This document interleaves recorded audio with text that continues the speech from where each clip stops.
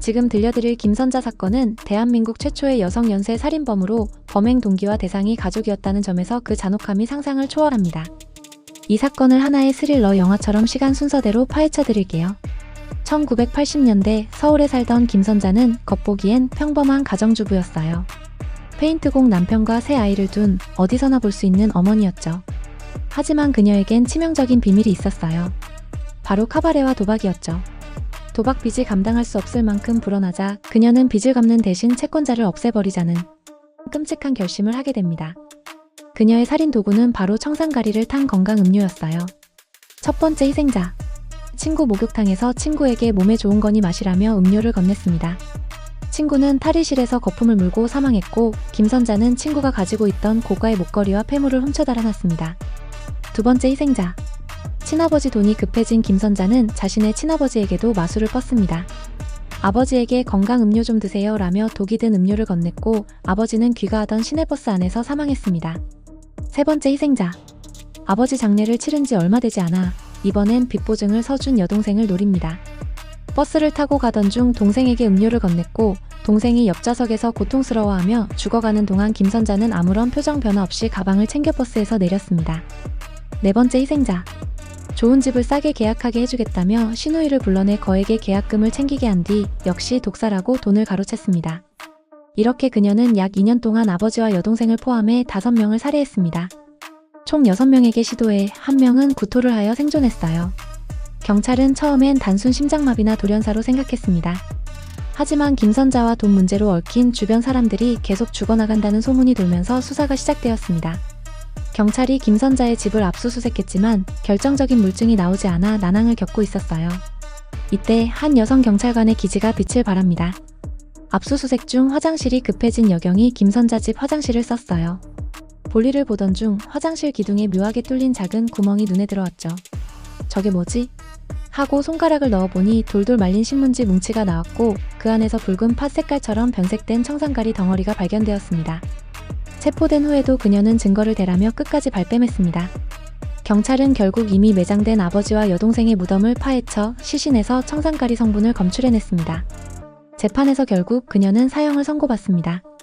1997년 12월 30일 김선자는 형장의 이슬로 사라집니다. 이날은 한국에서 마지막으로 사형 집행이 있었던 날이기도 해요. 이 사건이 소름 끼치는 이유는 단순히 연쇄살인이어서가 아니에요. 도박빚 때문에 자신을 낳아준 아버지와 동생을 죽였던 폐륜이었고 살인 도구가 누구나 건넬 수 있는 음료수였고 장소가 버스, 목욕탕 같은 일상 공간이었습니다. 가족이 옆에서 죽어가는데도 눈 하나 깜짝하지 않았다는 목격담은 당시 수사관들조차 혀를 내두르게 했었죠. 김선자 사건은 이후 한국 범죄 수사에서 독극물 검사 시스템을 체계화하는 계기가 되기도 했습니다. 그런데 김선자가 건넨 음료수를 마시고도 살아남은 사람이 딱 한 명 있었어요. 바로 김선자에게 돈을 빌려줬던 이웃 주민 김여인이었습니다. 김선자는 빚을 갚겠다며 김여인을 불러냈고 시내버스 안에서 역시나 건강에 좋다며 율무차를 건넸습니다. 김여인은 아무 의심 없이 이를 마셨습니다. 음료를 마시자마자 김여인은 속이 뒤집히는 듯한 메스꺼움을 느꼈고 버스 창문을 열고 마신 것을 즉시 구토해버렸어요. 독이 체내에 완전히 흡수되기 전에 뱉어낸 덕분에 목숨을 건질 수 있었던 거죠.